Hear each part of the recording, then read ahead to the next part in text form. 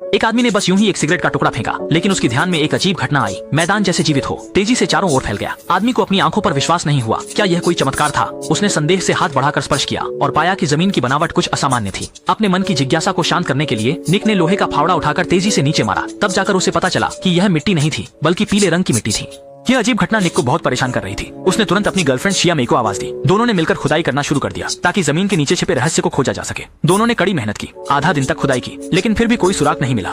इस समय आसमान से अचानक एक अजीब सी आवाज सुनाई दी। वह आवाज अत्यधिक तेज और कानों को चुभने वाली थी, मानो किसी इस दुनिया के जीव की नहीं। सोचते हुए कि ऊंचाई से ज्यादा देखा जा सकता है, दोनों ने तुरंत सीढ़ी लगा दी। जब निक पूरी ताकत से छत पर चढ़ा तो सामने का दृश्य देख उसे झटका लगा। चारों ओर वह एक जैसा दिखने वाले घर थे, सजी धजी कतार में, जैसे कब्रिस्तान हो। यहाँ तक कि ऊपर के बादल भी अजीब से एक समान थे। इस दृश्य को देखकर निक हैरान रह गया। ये आखिर कौन सी भुतही जगह है? और ये सब कुछ महीनों पहले की बात है, जब निक और उसकी गर्लफ्रेंड शाओमेई एक सेल्स ऑफिस में गए थे, एक घर खरीदने के लिए जो उनके दोनों के लिए होता, विवाह के लिए घर। यह एक अजीबोगरीब सेल्समैन था जो बड़ी उत्सुकता से उन दोनों को अपनी संपत्ति के प्लॉट के बारे में बता रहा था। उसने दावा किया कि यह प्लॉट भले ही उपनगर में स्थित है, लेकिन सभी शानदार बड़े बड़े विला है और पड़ोसी भी सभी अच्छे और सहकारी है। कीमत भी बहुत ही उचित है। प्रत्येक वर्ग मीटर केवल 500 रुपए में और केवल 5000 रुपए के एडवांस भुगतान पर आप घर में प्रवेश कर सकते हैं। इस अविश्वसनीय कीमत ने आर्थिक तंगी से जूझ रहे दोनों को बहुत संतुष्ट किया। इसके बाद वे बिना किसी झिझक के बिक्री एजेंट के साथ घर देखने चले गए। हालांकि जैसे ही वे इस समुदाय में प्रवेश किए, दोनों ने महसूस किया कि कुछ ठीक नहीं है।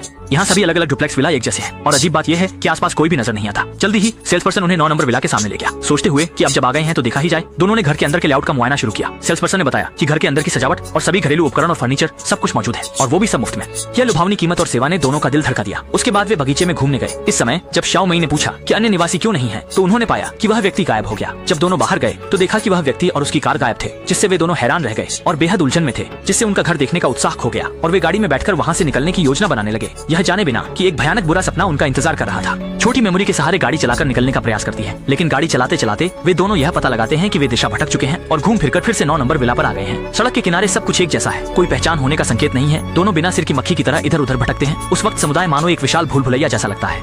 निक का मानना था कि उसकी प्रेमिका से कार चलाते समय कोई गलती हो रही है, इसलिए उसने खुद कोशिश करने का फैसला किया, लेकिन उसका नतीजा भी वही निकला। अंत में वे फिर से 9 नंबर की विला के सामने आ गए। क्या यह संभव है कि दिन दहाड़े भी भूत दीवार बना सकते हैं? तभी दोनों ने नेविगेशन खोलने का सोचा, लेकिन इससे उसे दुख की बात यह है कि दोनों के फोन का सिग्नल खत्म हो गया। नाहक निक ने फिर भी बाहर निकलने का रास्ता खोजा, लेकिन जब तक अंधेरा हुआ वे अब भी समुदाय का बाहर जाने का रास्ता नहीं ढूंढ सके। और जो अधिक अजीब बात है, जब पेट्रोल खत्म हुआ तब गाड़ी ठीक नंबर 9 विला के सामने रुक गई। इससे आगे